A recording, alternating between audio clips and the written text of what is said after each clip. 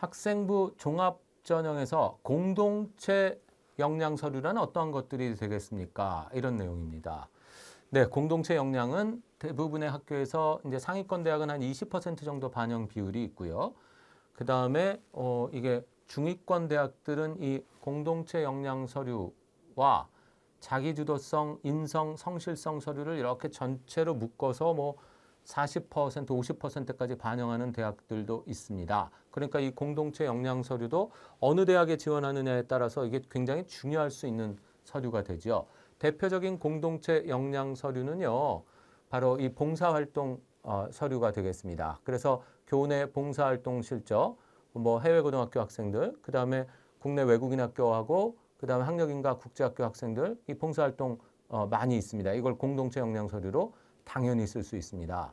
자, 그 다음에 교내 리더십 활동 아주 중요한 공동체 역량 서류가 되겠습니다. 그래서 학생회 활동을 했다든가 어떤 클럽의 이 회장을 맡았다든가 이런 내용들에 대한 이 증빙자료 이런 것도 공동체 역량 서류가 되겠습니다.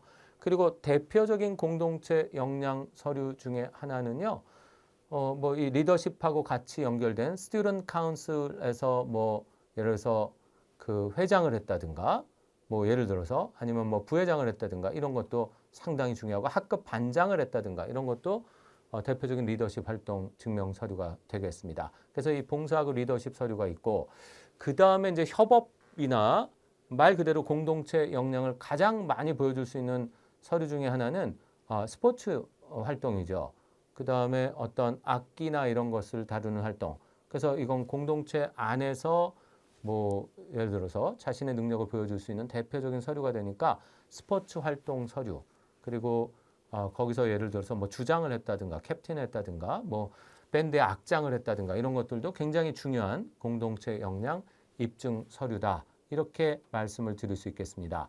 해외고생이나 학력인가 국제학교 학생, 외국인 학교 학생들이 사실은 가장 많이 가지고 있는 서류 중에 하나가 바로 이 공동체 역량 서류들입니다. 그래서 이 공동체 역량 서류가 부족해서 한국 대학에 그 뭐 지원할 때 문제가 되는 학생은 거의 없습니다. 그런데 이제 문제는 이 공동체 역량 서류가 상위권 대학은 한 20% 정도밖에 반영이 안 되는 학교가 대부분이다 보니까 공동체 역량 말고 학업과 진로 역량 서류를 잘 만들어야 되는 게 굉장히 중요한 프로젝트가 되겠죠. 근데 보통 준비를 안 하고 온 학생들이 뭐 한국 대학 갈래 하고 가져온 서류들의 대부분을 보면 봉사활동, 리더십 활동, 스포츠 활동 이런 서류들이거든요. 이거는 전체 포션의 20%밖에 득점을 하지 못하는 그러한 서류가 되기 때문에 이 공동체 역량 서류도 중요하고 특히 중위권 대학에서 뭐 예를 들어서 내가 중위권 대학을 타켓으로 하겠다 그러면 뭐 좋은 서류가 되겠지만 좀 좋은 학교를 입학을 노린다라고 했을 때는 이 공동체 역량 서류보다는 학업과 진로 역량, 전공 적합성 서류를 더 만드는 것이 중요하다. 이렇게 말씀드릴 수 있고 어쨌든 공동체 역량 서류는 대부분의 해외고 학생이나 국내 외국인 학교나 학력인가 국제학교 학생들이 가지고 있는 서류들 바로 그것이 공동체 역량 서류다. 이렇게 설명드릴 수 있겠습니다.